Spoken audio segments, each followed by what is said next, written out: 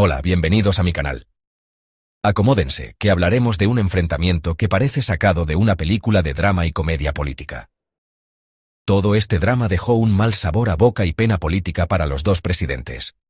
El presidente de Ucrania, Volodymyr Zelensky, llegó a la Casa Blanca con la intención de cerrar un importante acuerdo sobre tierras raras, pero en lugar de una exitosa negociación, la reunión terminó en un choque de personalidades con Donald Trump. ¿Qué pasó exactamente? ¿Quién salió ganando?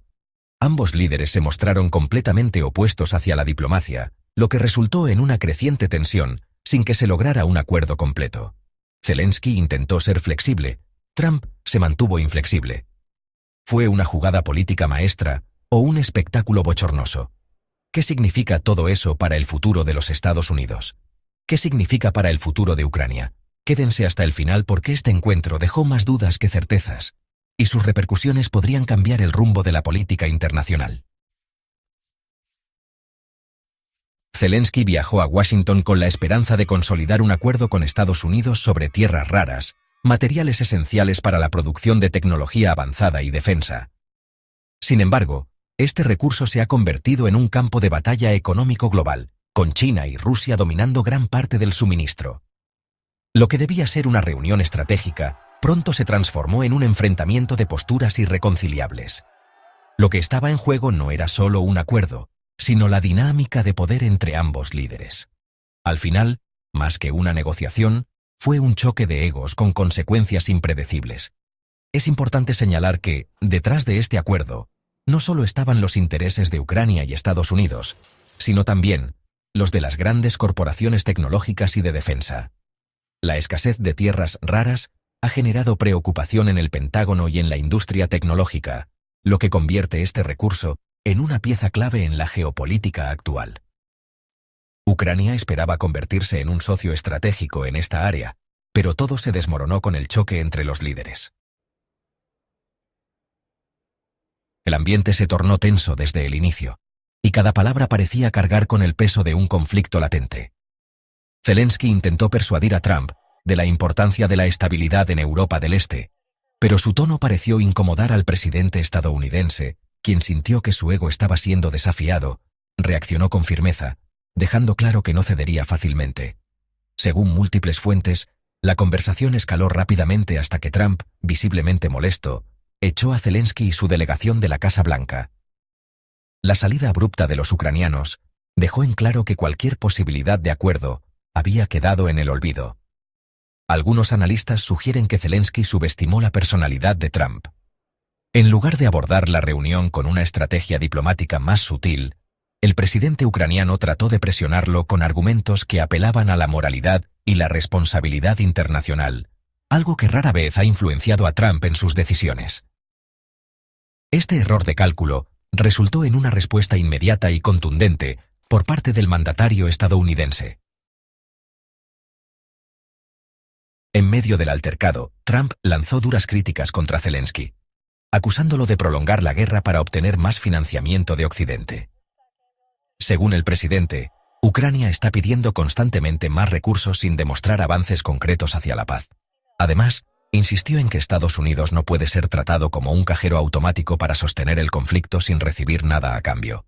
Para Trump, la prioridad es que Estados Unidos reduzca su participación en conflictos extranjeros y se enfoque en sus propios problemas internos. Argumentó que los billones de dólares enviados a Ucrania podrían haberse utilizado para mejorar la infraestructura en su país, combatir la crisis de la frontera y fortalecer la economía. En este punto, su postura conecta con una parte importante de su base de seguidores, quienes creen que la ayuda a Ucrania ha sido excesiva y poco efectiva. Como resultado de este enfrentamiento, el acuerdo sobre tierras raras fue cancelado de inmediato. También se suspendió la rueda de prensa que estaba programada, lo que generó aún más especulación sobre lo que realmente ocurrió tras puertas cerradas. Con esto, Ucrania perdió una oportunidad clave para asegurar un respaldo estratégico de Washington, dejando la relación entre ambos países en un estado de incertidumbre. Esta cancelación también deja interrogantes sobre el futuro de Ucrania en el suministro de estos recursos. Si bien aún cuenta con el respaldo de algunos aliados europeos, la falta de apoyo de Estados Unidos podría limitar sus oportunidades de desarrollar esta industria de manera competitiva frente a China y Rusia. A largo plazo, esto podría significar una dependencia aún mayor de Europa.